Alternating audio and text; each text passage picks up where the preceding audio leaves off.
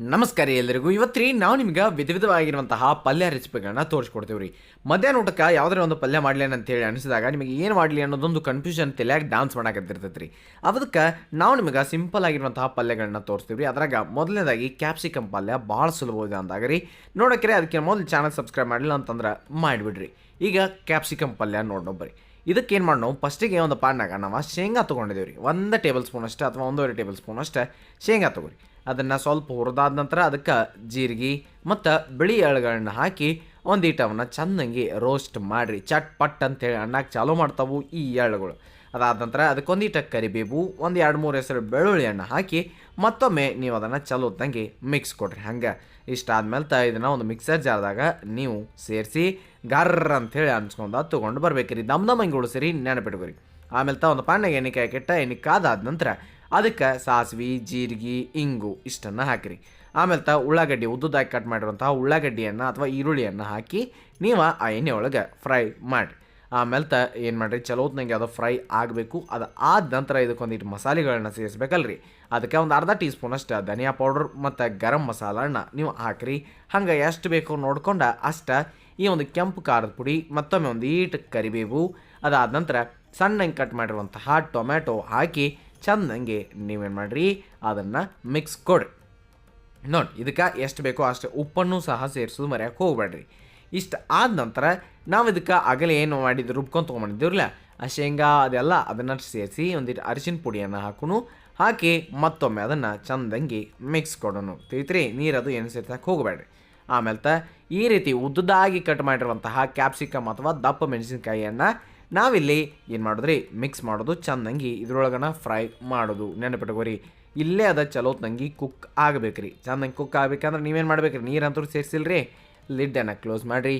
ಚೆಂದಂಗೆ ಅದು ಬೇಯ್ತೈತಿ, ಮಸ್ತಾಗಿ ಕಾಣ್ತೈತಿ ಮತ್ತು ಅತೀ ಸುಲಭವಾಗಿ ಮಾಡ್ಕೊಳ್ಳೋವಂಥ ಒಂದು ಪಲ್ಯ ಮತ್ತು ಈಸಿಯಾಗಿರ್ತೈತೆ ರೀ, ಟೇಸ್ಟಿಯಾಗಿನೂ ಇರ್ತೈತೆ ರೀ. ಹಂಗಾದ್ರೆ ನೀವು ಈ ರೀತಿಯಾಗಿ ಒಮ್ಮೆ ಕ್ಯಾಪ್ಸಿಕಮ್ ಡ್ರೈ ಪಲ್ಯನ ತಪ್ಪಲಾರ್ದ ಮಾಡಿ. ಸಿಂಪಲ್ ಐತ್ರಿ, ಅಗದಿ ಸಿಂಪಲ್. ಮೊಸರು ಜೊತೆ ತಿಂತಿರೋ, ಅನ್ನದ ಜೊತೆ ತಿಂತಿರೋ ಅಥವಾ ಹೆಂಗೆ ಬೇಕೋ ಹಂಗೆ ನೀವು ಇದನ್ನು ಟ್ರೈ ಮಾಡಿರಿ, ಮಸ್ತಾಗಿರ್ತೈತಿ. ಇನ್ನು ಮುಂದಿನ ಪಲ್ಯದ ಕಡೆ ಹೋಗೋಣ ಬರ್ರಿ.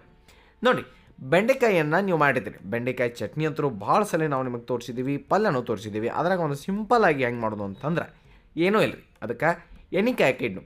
ಎಣ್ಣೆ ಕಾದಾದ ನಂತರ ಸಾಸಿವೆ, ಜೀರಿಗೆ ಇವಂತರೂ ಎಲ್ಲದಕ್ಕಿಂತ ಮುಂದಿರ್ತಾವೆ ರೀ. ಅದಾದ ನಂತರ ಇದಕ್ಕೊಂದು ಅರ್ಧ ಉಳ್ಳಾಗಡ್ಡಿ ಮತ್ತು ಕರಿಬೇವನ್ನು ಹಾಕಿ ಒಂದೀಟವನ್ನು ಫ್ರೈ ಮಾಡಿದ ನಂತರ ಅವು ಏನು ಬೆಂಡೆಕಾಯಿ ಇದಾವ್ರಲ್ಲ ಅವನ್ನ ಹೆರ್ಚಿಟ್ಕೊಂಡಿರ್ತೀವಿ, ಅದನ್ನು ಇಲ್ಲಿ ಫ್ರೈ ಮಾಡಬೇಕಾಗತ್ತೆ. ಚಲೋ ಹೊತ್ತಂಗೆ ನೀವು ಫ್ರೈ ಮಾಡಬೇಕು. ಆಮೇಲೆ ಒಂದು ಟೊಮ್ಯಾಟೋನ ಸಣ್ಣಂಗೆ ಒಂದು ಸಾಂತುವರಿ ಇಲ್ಲ ಅಂದ್ರೆ ಒಂದು ಅರ್ಧ ಟೊಮ್ಯಾಟೊ ಅಷ್ಟೇ ನೀವು ಹಾಕಿರಿ. ಅದಾದ ನಂತರ ಇಲ್ಲಿ ಒಂದಿಟ್ಟು ಅರಿಶಿನ ಪುಡಿ, ರುಚಿಗೆ ತಕ್ಕಷ್ಟು ಉಪ್ಪನ್ನು ಹಾಕಿ ಮತ್ತು ಅದನ್ನೊಂದಿಟ್ಟು ಕೆಂಪು ಖಾರದ ಪುಡಿ ಹಾಕಿ ಚೆಂದಂಗೆ ಮಿಕ್ಸ್ ಕೊಡ್ಬೇಕ್ರಿ. ಖಾರದ ಪುಡಿ ಎಷ್ಟು ಬೇಕೋ ನೋಡ್ಕೊಂಡು ಅಷ್ಟೇ ಹಾಕಿರಿ. ಹುಯ್ ಅಂಥೇಳಿ ಒಮ್ಮೆ ಸುರಿದ್ರಿ ಅಂತಂದ್ರೆ ಭಾಳ ಖಾರ ಅಂತಂದ್ರೆ ಚಲೋ ಹೊತ್ತಂಗಿಲ್ಲ. ಅದಕ್ಕೆ ಈಗ ನಾವು ಅದನ್ನು ಮಿಕ್ಸ್ ಕೊಟ್ಟಾದ್ಮೇಲೆ ನೀರನ್ನು ಸೇರಿಸಿ ಮತ್ತೊಮ್ಮೆ ಅದನ್ನು ಮಸ್ತಾಗಿ ಕೂಡಿಸಿ ಇನ್ನೊಂದೀಟ ಅದನ್ನು ಕುಕ್ಕಾಕ ಬಿಡಬೇಕಾಕೈತ್ರಿ. ನಡ್ಬಾರ್ಕೆ ಏನು ಮಾಡಿರಿ, ಲಿಡ್ ತೊಗೊರಿ. ಲಿಡ್ ತೊಗೊಂಡು ಅಥವಾ ಒಂದು ಪ್ಲೇಟ್ ತೊಗೊರಿ, ಮುಚ್ಚಿರಿ. ಮುಚ್ಚಾದ್ಮೇಲೆ ಒಂದು ಸ್ವಲ್ಪ ಒಂದು 2-3 ನಿಮಿಷ ಕುದೀತು ಅಂತಂದ್ರೆ ಇನ್ನೂ ಚಲೋ ಹೊತ್ನಂಗೆ ತಯಾರಾಗ್ತೈತೆ ರೀ ಸಿಂಪಲ್ ಆಗಿರುವಂಥ ಬೆಂಡೆಕಾಯಿ ಪಲ್ಯ. ಅದಕ್ಕೊಂದಿಟ್ಟು ಕೊತ್ತಂಬರಿ ಸೊಪ್ಪನ್ನು ಹಾಕಿ ಮತ್ತು ಮಿಕ್ಸ್ ಕೊಟ್ಟ ಆದ್ರೆ ಮುಗ್ದು ಹೋಯ್ತ್ರಿ. ಮಸ್ತಾಗಿರುವಂತಹ ಸಿಂಪಲ್ ಆಗಿರುವಂತಹ ಬೆಂಡೆಕಾಯಿ ಪಲ್ಯ ತಯಾರಾಗ್ತೈತೆ ರೀ. ರೊಟ್ಟಿ, ಚಪಾತಿ, ಅನ್ನ ಎಲ್ಲದಕ್ಕೂ ಈ ಒಂದು ರೀತಿ ಮಸ್ತ್ ಅನ್ನಿಸ್ತೈತೆ ರೀ.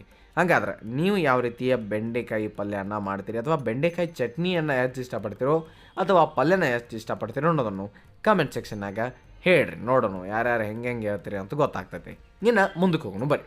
ಮುಂದಕ್ಕೆ ಮೂಲಂಗಿಕಾಯಿ ಪಲ್ಯ ಅಂತ ಕರಿತೀವ್ರಿ ನಾವು ಇವಕ್ಕೆ. ನೀವು ಇದಕ್ಕೆ ಬೇರೆ ಏನರ ಹೆಸರಿದ್ರೆ ಹೇಳ್ರಿ. ಅದಕ್ಕೆ 1/4 ಕಪ್ ಅಷ್ಟು ಕೆಂಪು ಬೇಳೆಯನ್ನು ನಾವು ನೆನೆಸಿ ಇಟ್ಕೊಳಕತ್ತೀವಿ ರೀ. ಚೆಂದಂಗೆ ಒಂದು ಸ್ವಲ್ಪ ವಾಶ್ ಮಾಡಿರಿ. ಆಮೇಲೆ ಅವನ್ನ ನೀವು ನೀರು ಹಾಕಿ ನೆನೆಸಿ ಇಟ್ಕೊರಿ. ಮೂಲಂಗಿಕಾಯಿ ಏನಿದ್ರಲ್ಲ ಅವನ್ನ ಈ ರೀತಿಯಾಗಿ ಸೋಸಿ ತೊಗೊಳ್ಬೇಕಾಕೈತ್ರಿ, ಗೊತ್ತಾತ್ರಿ. ಆಮೇಲೆ ಇವ್ನು ಹೆಂಗೆ ಮಾಡೋದು ಪಲ್ಯ ಅಂತಂದ್ರೆ ಸಿಂಪಲ್ ಹಂಗೆ ರೀ, ಏನಿಲ್ಲ. ಎಣ್ಣೆ ಕಾಯಕ್ಕೆ ಇಡೋದು, ಎಣ್ಣೆ ಕಾದಾದ್ಮೇಲೆ ಆ್ಯಸ್ ಯೂಶ್ವಲ್ ನಿಮಗೆ ಗೊತ್ತಿರೋ ಹಂಗೆ ಫಸ್ಟಿಗೆ ಸಾಸಿವೆ, ಜೀರಿಗೆ ಇದ್ರ ಮುಂದಾಳದ ನೀವು ಕೊಡ್ಬೇಕ್ರಿ. ಅದಾದ ನಂತರ ಅದಕ್ಕೊಂದು ಇಲ್ಲಿ ನಾವು ಒಂದು ಸಾಂದು ಉಳ್ಳಾಗಡ್ಡಿಯನ್ನು ಕಟ್ ಮಾಡಿ ಎಣ್ಣೆ ಒಳಗನ ಫ್ರೈ ಮಾಡ್ನು. ಹಂಗೆ ಇಲ್ಲಿ ನಾವು ಮೂಲಂಗಿಕಾಯಿ ಏನಿದ್ದು ನೋಡ್ರಿ ಅವನ್ನ ಹಾಕೋಣ. ಮೂಲಂಗಿಕಾಯಿ ಭಾಳ ಸಲ ಹೇಳ್ತಿರ್ತೀರಿ ನಮ್ಮ ಕಡೆ ಸಿಗಲ್ರಿ ಅಂತ. ಸಿಗ್ತಾವ್ರಿ, ಅದು ಈ ಟೈಮ್ದಾಗಂತೂ ಸಿಗ್ತಾವು. ಒಂದು ಸಲ ಹೋಗಿ ಕಣ್ಣಾಶಿ ಬರ್ರಿ. ಆಮೇಲೆ ಮೂಲಂಗಿಕಾಯಿ ಎಳೆ ಇದ್ದು ಅಂತಂದ್ರೆ ಇಲ್ಲೇ ಫ್ರೈ ಮಾಡಿದ್ರೆ ಸಾಕ್ರಿ, ಬಿರುಸಿದ್ದು ಅಂದ್ರೆ ಅಟ್ಟ ಕುದಿಸ್ಬೇಕಾಕತಿ, ಇಲ್ಲಿ ಫ್ರೈ ಮಾಡಿದ್ರೆ ಸಾಕು. ಆಮೇಲೆ ಇದಕ್ಕೊಂದು ಟೊಮೆಟೊ ಹಾಕೋನು, ಟೊಮೆಟೊ ಹಾಕಿ ಮತ್ತೊಂದು ಇಟ್ಟು ತಿರುಗಾಡಿದ ನಂತರ ಅರಿಶಿನ ಪುಡಿಯನ್ನು ಸೇರಿಸೋನು. ಅರಿಶಿನ ಪುಡಿ ಆದ್ಮೇಲೆ ಕೆಂಪು ಖಾರದ ಪುಡಿ ಹಾಕೋನು ರೀ, ಮತ್ತು ರುಚಿಗೆ ತಕ್ಕಷ್ಟು ಉಪ್ಪನ್ನು ಹಾಕೋನು ರೀ.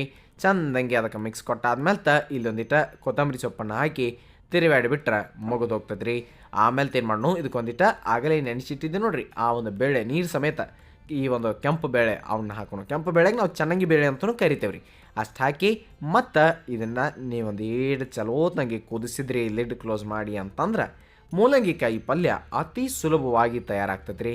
ಇದು ಅಷ್ಟೇ ಕಡಕ ರೊಟ್ಟಿ ಜೊತೆ ಮೊಸರು ಜೊತೆ ಅಂದರೆ ಎರಡು ತೊಗೊಂಡ್ರಿ ಮಸ್ತ್ ಅಂದ್ರೆ ಮಸ್ತಾಗಿ ಎಂಜಾಯ್ ಮಾಡ್ಬೋದು ರೀ. ಆಮೇಲೆ ಲಾಸ್ಟಿಗೆ ಇನ್ನೊಂದಿಟ್ಟು ಕೊತ್ತಂಬರಿ ಸೊಪ್ಪನ್ನು ಹಾಕಿ ತಿರುವಾಡಿದ್ರಿ ಅಂತಂದ್ರೆ ಈ ಒಂದು ಸಿಂಪಲ್ ಆಗಿರುವಂತಹ ಉತ್ತರ ಕರ್ನಾಟಕದ ವಿಶೇಷವಾಗಿರುವಂತಹ ಮೂಲಂಗಿಕಾಯಿ ಪಲ್ಯ, ಈ ಒಂದು ಸೀಸನ್ ಸ್ಪೆಷಲ್ ಆಗಿರುವಂತಹ ಪಲ್ಯ ತಯಾರಾಯ್ತು ರೀ. ಇಷ್ಟ ನೀವು ಮಾಡಬೇಕಾಗಿರೋದು, ಮತ್ತೇನು ಇದ್ರಾಗ ರಾಕೆಟ್ ಸೈನ್ಸ್ ಇಲ್ಲರಿ, ಸಿಂಪಲ್ ಐತ್ರಿ. ಹಂಗಾದ್ರೆ ಟ್ರೈ ಮಾಡಿರಿ. ಅದಾದ ನಂತರ ಮುಂದಕ್ಕೆ ಹೋಗೋಣ ಬರ್ರಿ. ಮುಂದಕ್ಕೆ ಚೌಳಿಕಾಯಿ ಅಥವಾ ಗೋರಿಕಾಯಿ ಪಲ್ಯ ಅನ್ನ ಮಾಡೋರಿ. ನೀವು ಮೂಲಂಗಿ ಮತ್ತು ಚೌಳಿಕಾಯಿ ಒಳಗೆ ಕನ್ಫ್ಯೂಸ್ ಆಗಕ್ಕೆ ಹೋಗಬಾರ್ದು ಅಂತೇಳಿ ನಿಮಗೆ ಬಾಜುನ ತೋರ್ಸಾಕತ್ತೇನೆ ನೋಡಿ. ಏನ್ರಿ, ಒಂದು ಕಾರುಕಲ್ಲೊಳಗೆ ಜೀರಿಗೆನ ಅರದ, ಹಸಿಮೆಣಸಿಕಾಯಿ ಎಟ್ಟಬೇಕು ಅಷ್ಟು ಹಾಕಿ ರುಚಿಗೆ ತಕ್ಕಷ್ಟು ಉಪ್ಪನ್ನು ಸೇರಿಸಿ ಚೆಂದಂಗೆ ಅದನ್ನು ನೀವು ಈ ರೀತಿಯಾಗಿ ಕುಟ್ಟಬೇಕು. ಆಮೇಲೆ ಬೆಳ್ಳುಳ್ಳಿ ಹಾಕಿ ಅದನ್ನು ಸಹ ಚೆಂದಂಗೆ ಕುಟ್ಟಿ ಒಂದೀಟ ಕೊತ್ತಂಬರಿ ಸೊಪ್ಪನ್ನು ಹಾಕಿ ಮಸ್ತಾಗಿ ಕೊಟ್ರಿ. ಇಷ್ಟು ನೀವು ಮಿಕ್ಸರ್ದಾಗೂ ಮಾಡ್ಬೋದೈತ್ರಿ, ಆದರೆ ಕಲ್ಲ ಹಾಕಿ ಮಾಡೋ ಮಜಾ ಬೇರೆ ಇರ್ತದೆ ರೀ. ಆಮೇಲೆ ಇನ್ನೊಂದಿಟ್ಟು ತೆಂಗಿನಕಾಯಿ ಇರ್ತೈತ್ರಲ್ಲ, ಅದನ್ನು ಈ ರೀತಿ ತುರಿದು ತೊಗೊಂಡಿದ್ದೀವಿ, ಅದನ್ನೊಂದಿಟ್ಟು ಇದ್ರಾಗ ಸೇರಿಸಿ ನಾವು ಇದನ್ನೆಲ್ಲ ಮಸಾಲೆಯನ್ನು ಕುಟ್ಟಿ ಇಟ್ಕೊಂಡು ರೀ. ಇನ್ನು ಮುಂದಕ್ಕೆ ಒಂದು ಪಾತ್ರೆ ಅಥವಾ ಒಂದು ಕಡಾಯಿದಾಗ ಎಣ್ಣೆ ಕಾಯ್ಕಿಡ್ನು. ಎಣ್ಣೆ ಕಾದಾದ್ಮೇಲೆ ಸಾಸಿವೆಯನ್ನು ನಾವು ಹಾಕಿ ಜೀರಿಗೆಯನ್ನು ಹಾಕೋನು, ಎರಡು ಚಟ್ಪಟ ಆದ್ಮೇಲೆ ನಾವಿಲ್ಲಿ ಉಳ್ಳಾಗಡ್ಡಿಯನ್ನು ಸೇರಿಸೋಣ.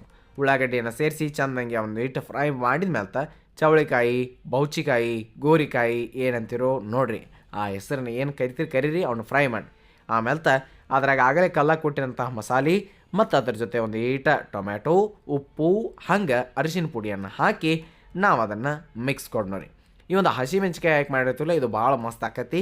ಅಕಸ್ಮಾತ್ ಇದೇ ಚೌಳಿಕಾಯಿ ಪಲ್ಯ ನಿಮಗೆ ಖಾರ ಹಾಕಿ ಮಾಡಿರೋದು ಬೇಕಂತಂದ್ರೆ ನಮ್ಮ ಚಾನಲ್ದಾಗ ಈಗಾಗಲೇ ಐತ್ರಿ. ಮತ್ತು ಚೌಳಿಕಾಯಿ ಚಟ್ನಿ ಬೇಕು ಅಂತಂದ್ರು ಅದು ಸಹ ನಮ್ಮ ಚಾನಲ್ದಾಗ ನಿಮಗೆ ಸಿಗ್ತೈತೆ ರೀ. ಈಗ ನೆಕ್ಸ್ಟ್ ನೋಡಿ, ಸ್ವಲ್ಪ ನೀರು ಸೇರಿಸೋನು, ಮತ್ತೊಮ್ಮೆ ಅದನ್ನು ಮಿಕ್ಸ್ ಕೊಡ್ನು. ಅದಾದ ನಂತರ ಈಗ ಲಿಡ್ ಕ್ಲೋಸ್ ಮಾಡಿ ಅದನ್ನೊಂದು ಚಂದಂಗೆ ಕುದಿಯಾಕೆ ಬಿಟ್ಟಿವಿ ಅಂತಂದ್ರೆ ಈ ಒಂದು ಪಲ್ಯ ಬಿಸಿ ಬಿಸಿ ಬಿಸಿ ರೊಟ್ಟಿ ಜೊತೆ ಭಾಳ ಮಸ್ತ್ ಅನಿಸ್ತದೆ ರೀ. ನೀವು ಒಮ್ಮೆ ತಪ್ಪಲಾರ್ದ ಟ್ರೈ ಮಾಡಿ. ಚೌಳಿಕಾಯಿ ಪಲ್ಯ ನಿಮ್ಗೆ ಇಷ್ಟ ಆಯಿತು ಅಂಥೇಳಿ ಭಾವಿಸ್ತೀವಿ ರೀ.